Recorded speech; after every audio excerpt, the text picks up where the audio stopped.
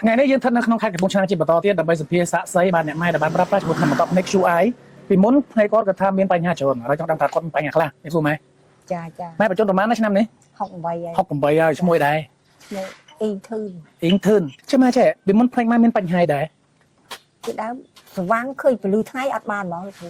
ស្វាំងអូបានថាស្វាំងចាញ់ពលឺថ្ងៃចាចាញ់ពលឺថ្ងៃរយៈពេលប្រហែលឆ្នាំហើយយូរដែរណាគ្រូហើយតែដាក់នេះទៅវាអន្តរកម្មលោកគ្រូនឹងចាដាក់ទៅវាបាត់កម្មហើយ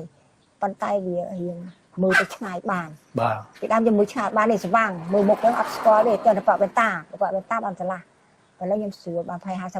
ណាគ្រូ50%ហើយចាចាំម៉ែបានមានចាំទេចាំពេលដែលប្រើថ្នាំបន្តភ្នែក QI នេះរយៈពេលប្រហែលថ្ងៃដឹងខ្លែងចាំទេប្រហែលជា2ថ្ងៃ3ថ្ងៃទៅទៅវាបាត់ស្វាំងបាទ50%ទៅវិញ50%យកទៅម៉ែយើង10ឆ្នាំហើយជឿចង់10ឆ្នាំហើយហ៎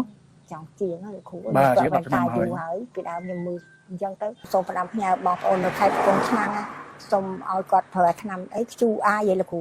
QI នឹងណែដាក់ភ្នែកទៅបាត់ហើយព្រោះអីខ្ញុំណែភ្នែកនឹងធ្វើទុកយូរហើយឥឡូវខ្ញុំប្រើទៅវាបានប្រហែលជា50%ហើយអញ្ចឹងឲ្យបងប្អូនប្រជាជនក្នុងខេត្តកំពង់ឆ្នាំងណាឲ្យប្រើប្រាស់ថ្នាំQI នឹងប្រើទៅអត់ខុសបំណងទេព្រោះខ្ញុំប្រើទៅវាបានផលរបស់ខ្ញុំហើយបាទអរគុណម៉ែណាបាទចឹងសម្រាប់ពុកម៉ែបងប្អូនដែលមានបញ្ហាភ្នែកដូចបានប្រដាប់ខាងលើបាទកុំបណ្ដោយភ្នែករបស់យើងឲ្យនៅជាបញ្ហាធ្ងន់ទៅជាជំងឺរ៉ាំរ៉ៃកែភ្នែកយើងសំខាន់ខ្លាំងណាស់ម៉ែខ្លាចយើងប្រពេចទៀតណាម៉ែណាបាទចង់បានផលិតផលនេះអាចតតងបានតែទូរស័ព្ទក្រុមហ៊ុនមួយគាត់នៅលើកញ្ចក់អេក្រង់នេះក៏អាចឆាតចូលបែកអរគុណម៉ែណា